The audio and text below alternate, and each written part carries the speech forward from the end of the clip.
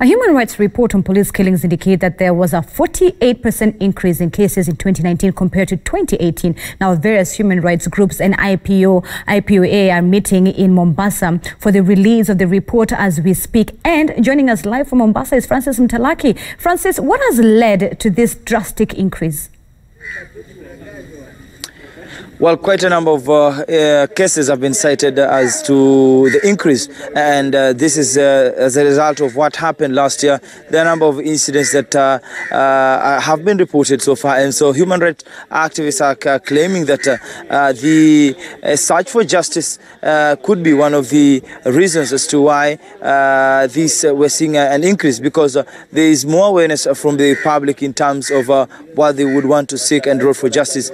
But we expect to have more once the report has been launched by the chairperson of IPOA, Anne Makori, who we understand any moment from now will be making her way to this place to launch this report that brings across a number of human rights activists from the coast region across the 6 counties to launch this report. And we want to get more from Hussein Khalid from Haki Africa with regard to this report. Maybe kindly break us down the statistics and what you've been able to find out for the year of 2019.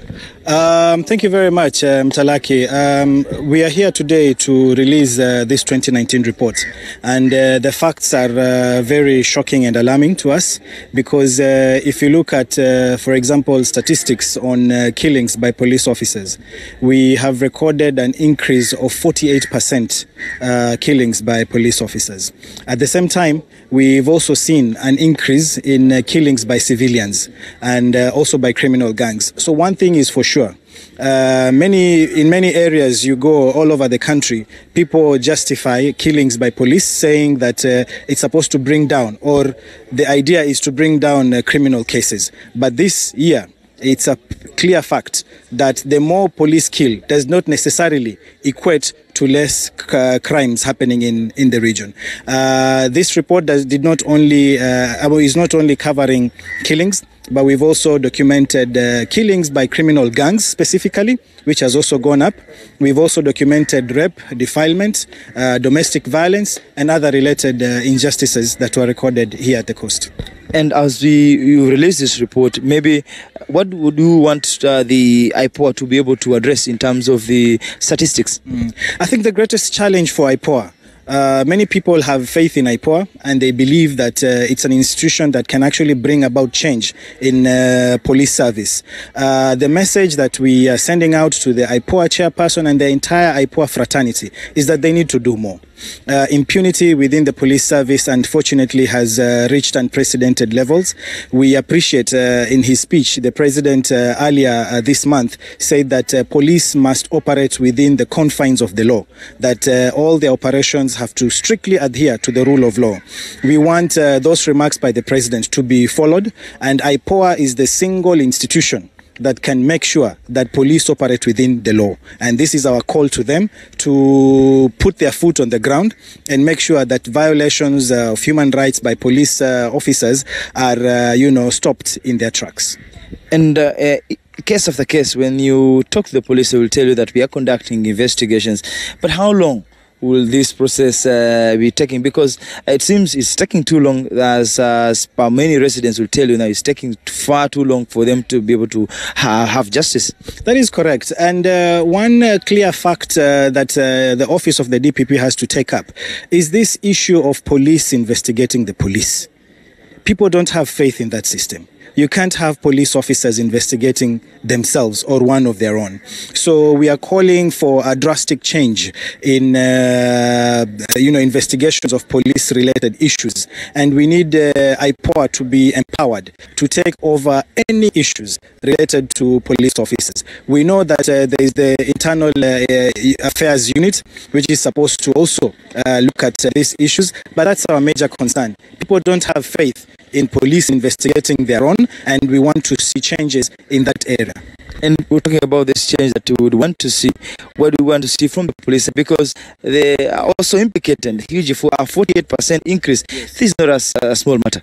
It is a big matter, really. For us as coastal people, to see a 48% increment in police killings is an issue of great concern. And we are appealing to the Inspector General of Police and more so our Cabinet Secretary, Dr. Fred Matiang'i, that they have to actually sit down now and look at these issues critically. This is not, just figures that we're throwing out there. Every case that we've documented, there is proof, there is evidence, and they can check that. And the fact that the police, the same individuals who are supposed to protect life and property, are the ones, recording the highest number of killings in a region should be a cause of concern. So we are asking the entire security authority setup to critically look at this. We are willing, we are available as civil society, as Haki Africa, to sit down. Whether it's trainings of the police officers, whether it is capacity building of any kind, we are ready to do that, but we cannot have this situation continuing any longer. And to the other side of the story is that 2019 also saw a story whereby the police were agitated in a way that they say that once a police officer has been injured or killed by a criminal gang, then human rights are nowhere to be seen. What do you make of these statements? I think that is an issue that has been thrown at our face every now and then, and it's an issue that we are looking into. If you look at the report, one of the killings by criminal gangs that we've documented in the report is the killing of a police officer that occurred in Kisauni a couple of months back. So we are also working on that. But we are saying that, at the end of the day, police officers are trained and they have been empowered by the state to offer security. When insecurity issues are recorded against them, it is not something that we should take lightly. I agree that as civil society organizations, we also need to do more to highlight the plight of police officers, including their working environment, their working terms. They are not the best, and we need to do more to push the state to give them better packages, salary, benefits, house allowances, and all that. And we are working behind the scenes to address these issues. For the issue of criminal gangs, what do you want to see from the police and the residents of Mombasa and the coast region? Yeah, the issue of criminal gangs, unfortunately, has seen a return, particularly towards the end of the year.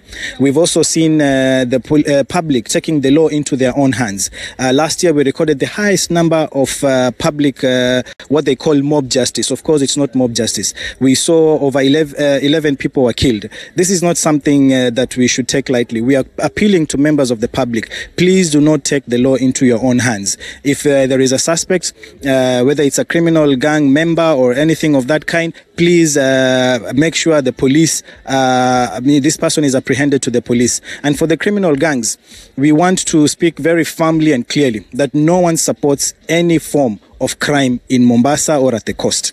We condemn in the highest manner these criminal gangs that are moving around, hacking people, killing people. This is not something we support, and we are telling them to stop this practice immediately. We will work with the police, we will work with communities to make sure that these youth who are attacking and killing people are arrested. And if there are any issues, I think there are many programs presently at the coast where this youth can be employed, can get gainful practices so that they can, apply their trade. But taking up arms and pangas and attacking innocent civilians is something that has to stop now. Many thanks, Hussein Khalid from Haki Africa, the Executive Director, speaking to us with regard to what is said to be happening here in Mombasa with regard to a report that will be launched some few hours from this area. And we expect more details to be coming out from that report. And IPOA officials will be coming their way to be able to see maybe what they can be able to do with those police officers who have been implicated with a number of cases. And according to their statistics, 48% increase for the year 2019 as you compare to 2018. Back to you, Zinzi.